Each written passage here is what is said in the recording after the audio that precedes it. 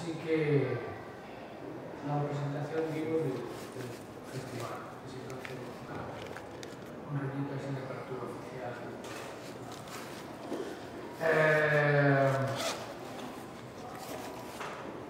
Viaje con nosotros. Esto fue una aventura que aquella llamada SEACEX, Sociedad Cultural Exterior, ahora rebautizada y refundida. ¿Cómo se llama ahora? Acción Cultural Española, que refunde las tres sociedades castellanas. En aquel momento eran impermeables y aceptaban estas pintas. Jorge Díaz hoy día nos propone a un grupito el hacer una exposición que se llamaría Viaje con nosotros. La lista ahora nos explicará Jorge cómo se llegó a configurar. Por el medio andaba nuestro común amigo y conocido Jesús Moreno haciendo el diseño de la exposición y bueno, la idea era hacer para cada uno de los autores una maleta en la cual iba contenida muestras, sus páginas y con la intención de que fuese efectivamente una exposición viajera, una muestra del cómic español que se había estado realizando pues, a partir de los 80 más o menos, ¿no? Es la fecha en la que nos vamos incorporando ya de manera consolidada la mayoría de los actores de nuestra generación y de esta exposición, y que pretendía dar, yo pretendía porque no soy el más indicado para opinar sobre eso, y Jorge también lo explicará mejor, una visión más o menos completa de lo que habían sido las distintas tendencias que al final habían configurado esa nueva concepción del cómic de autor. Yo no tengo claro, de hecho, no sé si es texto tuyo, Jorge, que hablas de cómic underground. Pues hablo un poco de todo, del cómic de autor, del cómic para adultos, del cómic independiente, de autores que en un momento determinado generan un lenguaje propio, sobre todo a partir del final de los 70, en el que en Europa, pero también en Estados Unidos, con influencia de ese cómic americano, pues aparece una nueva manera de narrar y de situar al cómic en un terreno que durante mucho tiempo venían reclamando algunos autores, que era una actividad cultural más, en pie de igualdad con otras, y no algo para niños, ni reducido a un grupo de frikis, un terreno más actual, o de obsesionados con determinadas prácticas religiosas al cómic, prácticas de otro tipo, sino de coleccionismo, de buscar, no sé. Y bueno, si quieres ya vamos comentando un poco el proyecto, sobre todo para que los pocos que estáis por aquí pues podáis tener ocasión de comentar lo que os interese. En realidad, Miracho aludía a la permeabilidad de las instituciones. Bueno, él lleva 14 años organizando junto con un equipo en el que están, pues, entre otros, Jaime Oiza y Carlos Portela y Isabela y una serie de personas, incluido Pedro, que está aquí presente militando. Es muy difícil, pero es obligado desde las instituciones públicas dar soporte y cobertura a determinadas prácticas culturales que no son las estándares, que no son las que tienen unos canales muy habituales o muy fáciles, que son los que las empresas culturales extienden y realizan productos que parecen salir de una churrera y los extienden a lo largo del mundo. El caso es que yo me dedico más al arte contemporáneo que al cómic, como el cómic me gusta, y en varias ocasiones pues, he tenido posibilidad de trabajar con él, como todos desde pequeñito, vía TV, para eso voy a dedicar el rollo este. Pero el caso es que en los 80 precisamente yo era responsable del Instituto de la Juventud del INJUVE, de las publicaciones y también de algunos programas culturales, y aprovechando esa efervescencia, esa capacidad creativa que se desplegaba a raíz de determinadas revistas y autores que se incorporaban con muchas ganas, pues se incorporaron, como digo, a esas publicaciones, ilustrándolas, toda una serie de autores. Pues Miguel Ancho curiosamente no fue de los que, pero en torno a la revista Madrid, pues Federico del Barrio, Raúl, Ana Juan, el propio Queco de esa exposición, también de la área catalana, Víbora, Cairo, y una serie de autores que con mucho han tenido que hacer, derivarse hacia otros lados para sostener su afición y su profesión, pues hacían ilustración. Y bueno, pues los carteles de todas las actividades tenían las imágenes de esos autores. Durante todo ese tiempo, pues muchísimas publicaciones, actividades que tenían que ver con el teatro, con el arte, con la música, tenían como imágenes las que iban generando esos autores. Bueno, después pasé al otro lado, a las políticas culturales, estuve como asesor con dos ministros, con Soletura y con Lagor, y al volver al INJUVE, pues me hice cargo de los programas de cultura de nuevo, y tuve ocasión de poner en marcha, por ejemplo, el certamen de cómic e ilustración por los jóvenes autores, y ahí ya, de una manera más formal, se promovió el que nuevos autores, en los 90, después de ese tránsito, ese terreno que algunos decían que era un agujero negro, después de la desaparición de las revistas, que se había tragado todo, pues aparecieron nuevos autores al hilo de este certamen. Y bueno, pues me acuerdo de 4 que me parecen muy significativos y muy dispares también, pues Pablo Aulabel, Paco Marchante, he dicho 4 y me acuerdo de 2, Santiago Valenzuela también, y Carlos Maites, que son como un panorama de lo que surgió en esos momentos, y a raíz de ahí se hicieron distintas actividades también, como por ejemplo hacer muestras de cómic argentino, mexicano, brasileño, hicimos un ida y vuelta, los autores vienen acá, íbamos a Latinoamérica, bueno, acaba aquí la batallita.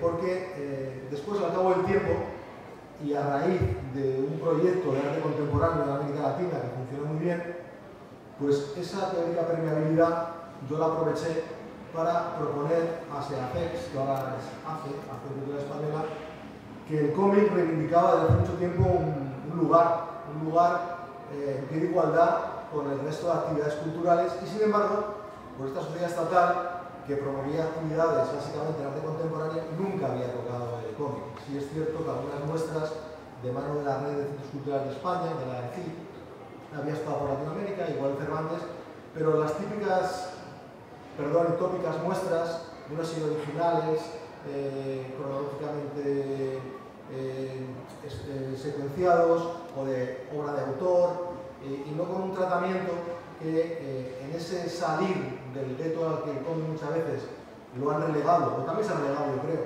porque tampoco se ha creído muy de verdad, que era una práctica en la misma línea que las demás. Bueno, pues les propuse que esos años 80, que habían significado el surgimiento de unos autores que habían renovado el lenguaje y que además parece una cosa absolutamente azarosa, después de 30 años algunos de ellos seguían haciendo historieta, aparte de otras cosas, para vivir, pero seguían haciendo historieta y lo hacían muy bien. Y está en un periodo de madurez que me parecía muy interesante poder mostrar fuera de España. Ahora veremos algunas imágenes, que, bueno, como todo, y hablando de imágenes y metáforas que estamos en esto, este proyecto arrancó hace 5 años y bueno, pues llevó casi un par de ellos romper esa permeabilidad o hacerla más permeable para poder producir una exposición que tuviera un carácter temático, que tuviera un tratamiento igual que otras disciplinas y no una mera recopilación de originales. ¿Por qué estos 6 autores? Bueno, me parecía, lo he comentado antes, que cada uno, desde diferentes focos y centros de interés, habían generado un lenguaje propio y habían contribuido, a veces el estar fuera de las tendencias dominantes en el mundo de la cultura en general, sobre todo el que propicia las industrias culturales, produce efectos benéficos. Y en este caso, la transición española tuvo, como otras muchas cosas, la ventaja de la normalización. Llevan muchos años desnormalizados, en el peor de los sentidos, políticamente, culturalmente, y en esa normalización trajo que, por ejemplo, en el mundo del arte diéramos un paso atrás y volviéramos hacia posiciones muy conservadoras al hilo de lo que pasaba en Europa. En los 80 en Europa estaba la transformadora italiana, estaba la nueva figuración alemana y se volvía a la pintura figurativa, representativa, muy en sintonía, por otro lado, con lo que estaba pasando a nivel político. El neoliberalismo, en Estados Unidos Reagan, en Inglaterra Thatcher, estaba propiciando otras maneras, no solamente de hacer política, sino de hacer cultura. Aquí en España el cómic, en los 80, vivía por libre, afortunadamente, y desde el Madrid, desde el Víbora, el Cairo, otra serie de publicaciones, estos autores estaban produciendo una renovación del lenguaje que era muy radical, tanto en cuanto a la manera de dibujar, a la manera de concebir la historieta, los temas. Decía uno de los autores, cuando la tópica distinción entre línea chunga y línea clara, uno de los autores que están ilustrando con su texto esta publicación, decía, entre la línea clara y la línea chunga tenía poco de chunga en cuanto a la capacidad de realizar los dibujos que proponían, y quizá lo que tenía es una intención más aviesa en los contenidos, era más crítica, era más radical en cuanto a aquello que era reflejo de la realidad que se vivía y que se vivía en primera persona, con unos autores que se mezclaban con músicos, con artistas, y no vivían en ese gueto en el que muchas veces se ha ido enclaustrando algunas disciplinas. Y el cómic, desgraciadamente, en este caso desgraciadamente, como otras muchas, ha tendido a buscar una cierta endogamia y a dejar de relacionarse con otras disciplinas. Bueno, el caso es que la propuesta era 6 autores que empezaron en los 80, que renovaron el lenguaje de la historieta y que al cabo de 30 años, en su fase más madura, ofrecían productos, en algunos casos, en líneas muy distintas entre María y yo, de Gallardo, y lo que hacía en Víbora, parece que son dos personas distintas, pero son sin embargo alguien que ha viajado en el tiempo y que ha madurado como persona y como creador y que ofrece otras propuestas. Entonces, este proyecto, como digo, hace 5 años, tenía esa voluntad, tenía la voluntad de mostrar una línea en concreto del cómic. Ese cómic que decíamos antes, cómic de autor, cómic de vanguardia, cómic que no reproducía los estándares de la historieta, del cómic. Una peculiaridad del cómic es que tiene un conflicto casi de identidad. Los americanos han impuesto casi, es que todo nos es más fácil entender, los cómics que hacemos todos, pero de la banda de cine, los fumetos italianos, los cuadrillos portugueses, cada uno se ha inventado, parece que son cosas distintas en las que se une su narración secuencial a través de dibujos. Pero bueno, el caso es que la idea era hacer un proyecto en el que se pusiera de manifiesto esa línea que es una, que otros han tirado por otro sitio y es tan respetable y tiene su público, y esta yo creo que tiene su público también y lo tiene cada vez más. Y lo hemos visto en países tan exóticos para lo que trata esto como en Suecia, por ejemplo, o en Japón. En Japón, ayer decía Miguel Ángel en la presentación que un álbum de uno de los autores que se muestran aquí había vendido 300.000 ejemplares en Francia, que era, bueno, claro, con lo que se vende en España, que las tiradas de los álbumes de estos autores pues están al mismo nivel, un poco más que la poesía, en cuanto al número de ejemplares, en el sentido, son muy exquisitos, pero muy poco difundidos entre el público. Bueno, en Japón lo de 300.000 les parece que es algo despreciable, y en su sistema de publicación, según nos explicaron cuando estuvimos allí y pudimos discutir con autores y con críticos japoneses, por menos de 600.000 ejemplares la cosa no empieza a funcionar, porque publican en blanco y negro, en algo que podría ser parecido a los fanzines o tebeos antiguos, y solamente aparecen en álbum a partir de que tenían 600.000, y entonces quizá aparecen en color. Y bueno, hablaban del manga comparado con, claro, que tiene que ver Taniguchi, por ejemplo, pues con lo que se ve en los kioscos de Japón. La gran ventaja es que hay público para todo, hay industria que es capaz de canalizar diferentes autores, y hay, en este caso, soporte privado para ellos sin necesidad de que haya soporte. Bueno, esta exposición, y ya os enseño alguna cosa, tenía esa relación de salir fuera, y por ello se utilizó como elemento el viaje. Bueno, el viaje en unas dimensiones muy distintas. Primero, porque iba a viajar, porque su vocación era presentar el cómic español, una línea del cómic español, fuera de nuestro país. Y empezó por Latinoamérica. Empezó por Latinoamérica y acaba en La Coruña. Empezó por Latinoamérica, en Argentina, en Rosario. Rosario es la tercera ciudad argentina, tiene 1 millón de habitantes. Estas son unas imágenes del Centro Cultural Español, que no solamente tiene una presencia física muy importante, sino que realiza una actividad muy fuerte de cara a activar una escena local que ya de por sí es muy activa. Este es el río Paraná, Perejuán, que no está por aquí, debería estar, y iba a lavar su exposición, pero ya me lo voy a evitar ya que no está. Entonces, hizo una aventura por el río Paraná. Hicieron un proyecto en el que esto que parece un mar inmenso y que hace que Rosario sea un puerto de distribución para todo el Mercosur y para toda América Latina de cereal y otros productos latinoamericanos. El río Paraná, como digo, fue una aventura que desde el Centro Cultural participó Perejuán recorriendo el río y reproduciéndolo en dibujos. Bueno, allí, y este es uno de los espacios, esta exposición, como digo, pretendía viajar y que el viaje fuera el eje conductor en diferentes partes. Estas son las salas, unas bóvedas espléndidas que aquí no hace justicia a la foto, en las que se mostró la exposición y tuvo muchísimos visitantes.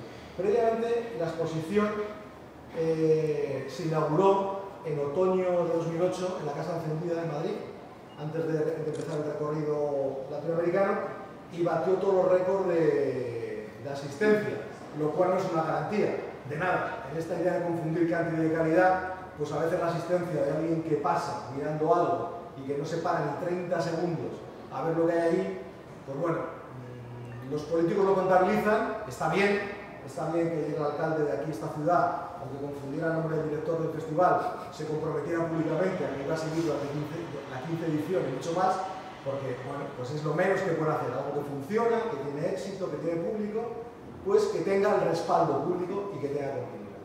Bueno, está bien la cantidad para eso y también para esperar que algunos de los muchos que pasan viendo viñetas así, pues acaben comprando a uno de los álbumes, se lo lean en su casa y generen una cierta afición al asunto.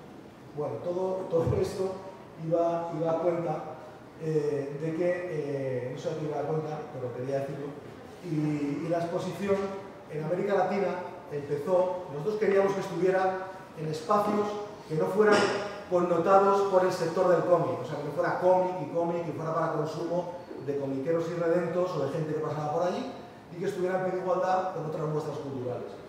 Entonces, bueno, curiosamente empezamos en un festival de cómic y acabamos en otro. En Buenos Aires empezamos en la Semana del Cómic de Buenos Aires, en el Centro Cultural Recoleta, con la ventaja de que ese centro cultural es un centro de los más vivos del mundo. Hay todo tipo de muestras culturales en todas las disciplinas. Y realmente los argentinos, como muchos latinoamericanos, que nos dan sopas con ondas en el placer y en el disfrute y la creación cultural, van allí cada fin de semana y ven lo que a cada uno le apetece y se entretienen, pasan su tiempo disfrutando con la cultura, no van coleccionando ni exposiciones ni cromos. La mayoría disfrutan de lo que hay allí y lo practican y lo entienden de una manera mucho más activa de la que en algunos casos desgraciadamente se produce en otros acontecimientos culturales.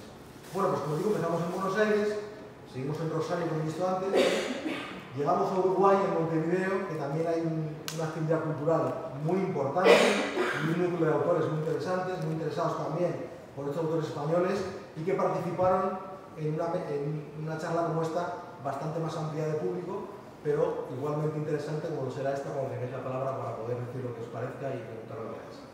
El caso es que la aventura latinoamericana coincidió ya en el año 2009 con esta crisis que parecía que no venía, pero ha llegado y parece que va a durar desgraciadamente. Y no se continuó Brasil, México y Canadá por cuestiones económicas que estaba previsto de continuar esta exposición y volvimos a Europa.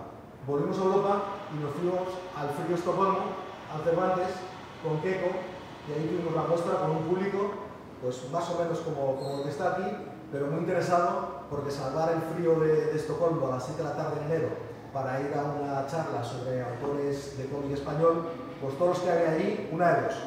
Unos cuantos eran porque eran estudiantes de español, está sonando, porque decías que no te sonaba. Ya te había avisado.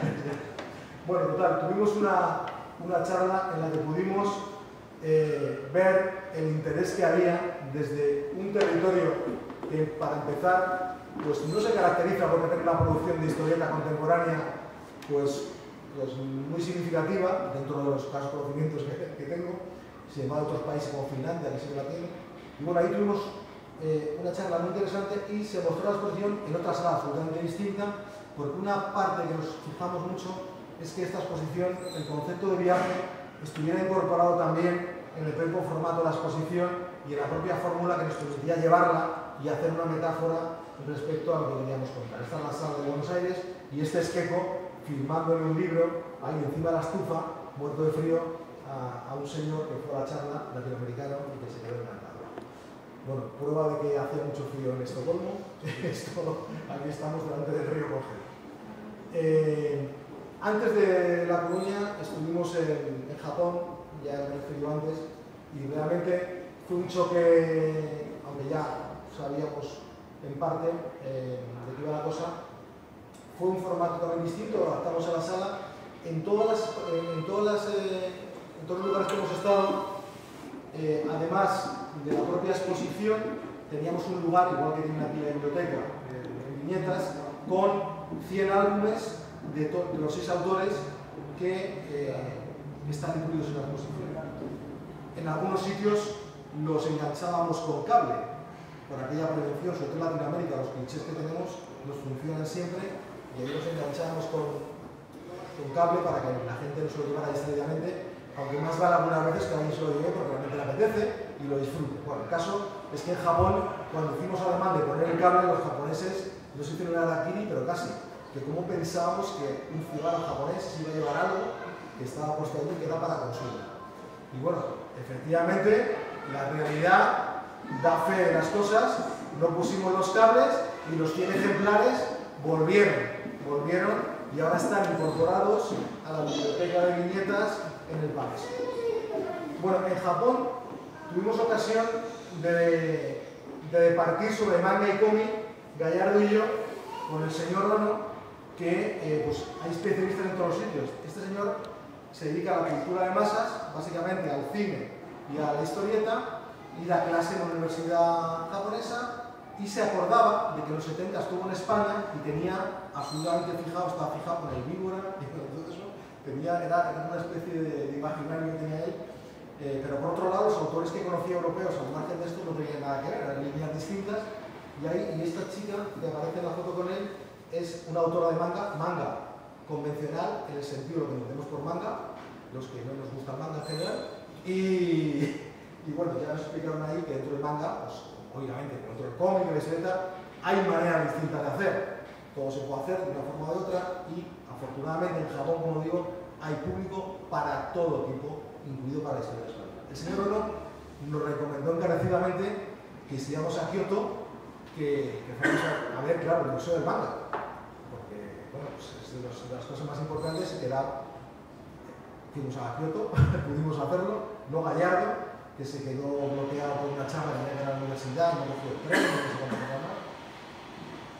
En la prensa, esto que aparece aquí, 4 pasquines, esto era un suplemento de un periódico japonés que edita 2 millones de ejemplares. Entonces, bueno, claro, cuando dicen 2 millones de ejemplares, y en 2 millones de ejemplares, la gente que no fue a la exposición, pues pudo ver las viñetas que están incorporadas ahí en ella y unos textos sobre los autores. Fuimos al Museo de Kioto y, como no, los cosplay y las cosplay inundaban el museo.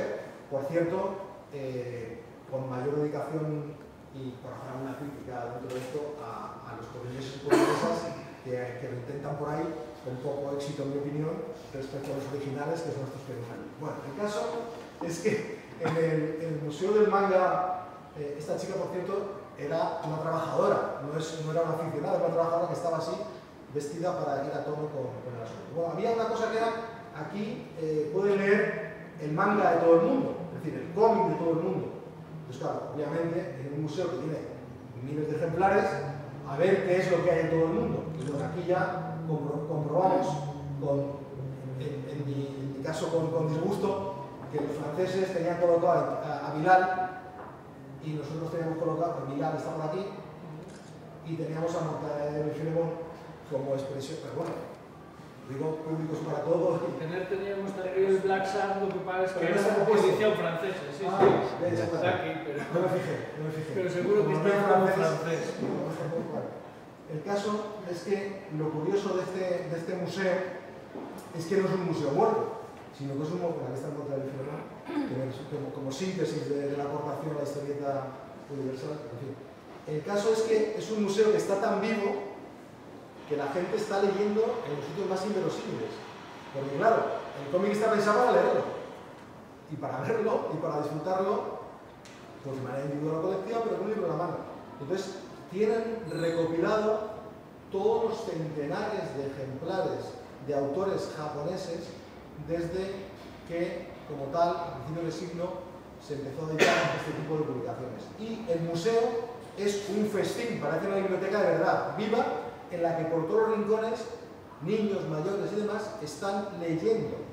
Y luego, eso sí, hay algunos espacios en los que se reproduce, esto por ejemplo, que era la sala infantil, bueno, pues no es la FNAC, es un museo.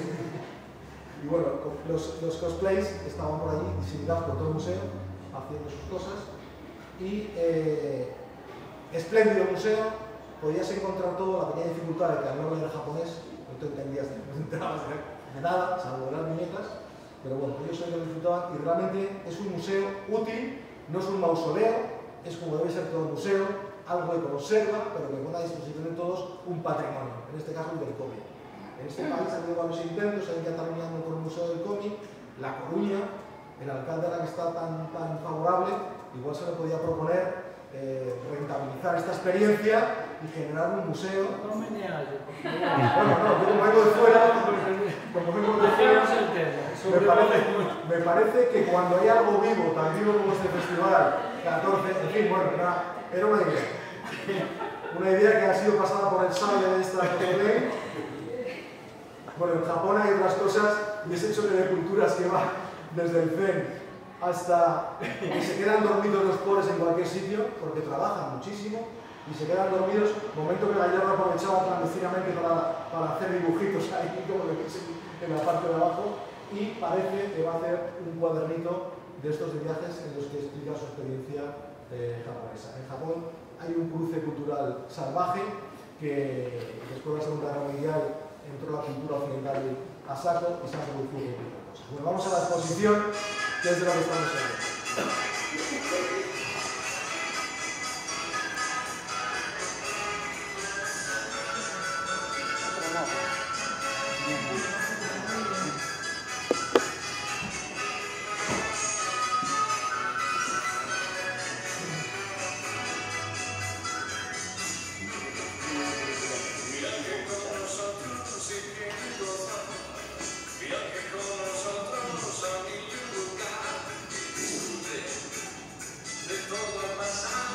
Bueno, para no pagar derechos de autor, 20 segundos.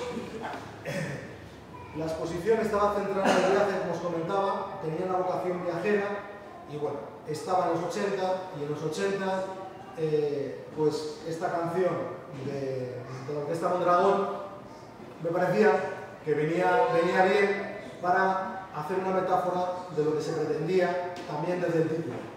Una canción que por otro lado del texto se autora entre otros Luis Alberto de Cuenca, que fue el secretario de Estado de Cultura con un gobierno conservador, pero que también pues, tiene otras vías más amables, como son hacer letras, hacer buena poesía y gustarle el cómic. Bueno, el caso es que adoptamos esta canción también para incorporarla al título y simbolizar esa idea de viaje. Esa idea de viaje que la llevamos también al propio concepto, a los elementos con los que se iba a producir la exposición. Con Jesús Moreno, que desde aquellos tiempos de Descubre también, él participaba en el diseño de exposiciones y con el que después, junto con Max, hemos puesto en marcha un proyecto que se llama Bancomi, y ahora hacemos un encuentro de cómic de vanguardia europeo en Madrid hace 4 años. Bueno, el caso es que con Jesús, que además es editor de Sin Sentido y estas cosas del cómic se las toma como lo máximo, pues estuvimos trabajando en cuál sería un objeto que en esa idea de viaje también sirviera para dos cosas: para transmitir imágenes de la exposición, pero para ser un elemento práctico. Entonces, aquí hay algunos bocetos de por lo que se puede trabajar con las maletas y al final maletas y baúles que deberían servir para organizar la exposición, los originales y las copias, y para también ser útil a la hora de transportarlo, proteger el propio original. Y estos son los elementos expositivos que básicamente, si alguno vais a visitar la exposición, veréis que son unas borriquetas, unos tableros y unas maletas. Unas maletas que son más de una, son más de 30, y en las que no hay maletas de autores. Ahora os cuento cómo está organizada la exposición. Estos son los elementos expositivos. Estos son unos baúles enormes que servían para ambientar y dar diferentes formatos a la exposición en sus diferentes ubicaciones. Estos son los prototipos del baúl, de la maleta. Esta es la maleta inicial, esta es la inauguración en la casa encendida con 4 de los autores y yo mismo. Y bueno, ¿cómo está organizada la exposición? Pues la exposición trata de ser también un viaje en el propio concepto expositivo y también a través de la obra de tus autores. Pero no es un viaje, como decía antes, ni cronológico ni autoral. Los autores tienen originales en un lapso de tiempo, 30 años, que aparecen en la exposición en diferentes momentos y desde luego no en función de esa cronología, sino del tema en el que están organizados, y aparecen además confrontados con el original de otros autores. La planteé en 7 ámbitos distintos, que es el viaje contemplado primero desde el núcleo más próximo, infancia, familia. La exposición empieza con una maleta en la que es una maleta, hay dos que son distintas, que son interactivas, en la que se recoge el cuaderno en el que Gallardo hizo todos los dibujos que dieron lugar luego a Mariello. Pensamos, bueno, el cuaderno es precioso, el cuaderno de viaje con sus dibujos. ¿Cómo se muestra esto? Se muestra con un objeto artístico metido en una urna en el que se vea un dibujo y ya está, o hay otras maneras. Y la otra manera fue digitalizar todo el cuaderno y que se pueda ver todos los dibujos. No se puede, obviamente, el cuaderno ofrecerlo para que todo el mundo lo vea, pero entre convertir un objeto artístico, tentación, de la que hay que huir, pues lo convertimos en un objeto practicable. Entonces ahí está la maleta con ese viaje, que es el que hace con su hija durante los veranos Gallardo, y que se puede ver todo el cuaderno digitalizado. Bueno, empieza con ese ámbito de infancia y tiene dibujos de historietas, algunas antiguas, otras no tanto, en la que se trata esa primera parte del viaje, el viaje inicial, la familia, el entorno familiar, los niños, etc. Y pasa a la segunda, es la familia de infancia, como digo, que aparece con unos textos. Luego os contaré los textos. Estos dos, por ejemplo, estas dos historietas que son de época muy distinta, como podéis ver. Y pasa al segundo, que está más políticamente correcto, Juventud, Rebeldía y Psicodelia, Sexo, Drogas y Rock and Roll. Es el libro, la visión con una serie de experiencias que tuvieron sus autores en esa época y que tienen que ver con la música, que tienen que ver con la experiencia con las drogas y con una serie de cosas, y con esa manera de vivir, otra manera de estar en el mundo y de hacer cultura. Ese segundo ámbito, juventud, pasa, aquí hay algunos ejemplos de Gallardo, de Marx, de algunas páginas. Esta es una referencia de Bardin, un álbum de Marx, a una película de Buñuel que tiene con el sueño, con los surrealistas, etc. Y luego hay otro muy pequeñito, que es el viaje sobre la propia visión de los dibujantes como profesión. Hay muy poco, yo he encontrado muy poco al menos. Es muy pequeñito, es como se ven como dibujantes. Este es muy explícito de Gallardo. Yo fui dibujante, hay otro de Queco como metafórico, y quizás que no busqué bien, no encontré mucho, pero es un ámbito muy pequeño en el que habla de eso, del viaje, de cómo se ve uno como profesión. Claro, el problema es que es difícil ser profesional, y a lo mejor por eso hay poco, y al no vivir de ello, pues tampoco hay mucha reflexión sobre el asunto. Luego hay otro que es más amplio, que es el viaje entendido pues, como aventura, y convencionalmente como turismo, etc. Ahí hay todo tipo de aventuras y de historietas que tienen que ver con esta manera de entender el viaje.